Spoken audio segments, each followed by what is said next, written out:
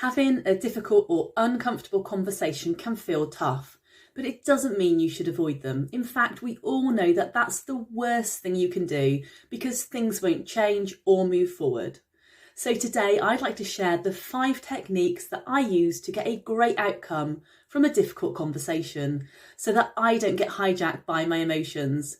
Before I do that, let me quickly say hi, I'm Leanne Bridges, success coach, and I help business owners and leaders to become the best version of themselves, get the professional success that they desire, and feel fulfilled in their life. So, technique number 1, decide on the outcome you want before you start the conversation. By doing that, you can remain focused on where you're going and not get sidetracked by points that come up that are irrelevant and that might take you off down a rabbit hole. Number 2, be open-minded. There are, of course, always many ways to solve problems. Just because you've got one in your mind doesn't mean it's the best or the only way.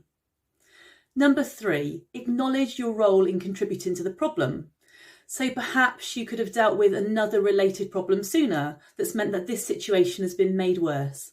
By accepting some responsibility, you diffuse the other person's emotion, so it puts the other person more at ease and more willing and able to listen. Number 4, listen and validate. So rather than arguing and letting the conversation escalate, if you hear and acknowledge how it is for the other person by saying things like, "I totally get why you felt that way," it's the most powerful thing. The other person will stop being defensive as they feel heard. Number 5, clarify the outcome that you've agreed. If you do this at the end of a conversation, you'll both be really clear about what's next.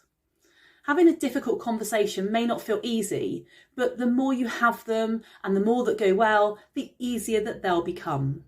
The key to this is you separating your emotion from the situation. It will exponentially improve the outcomes that you get.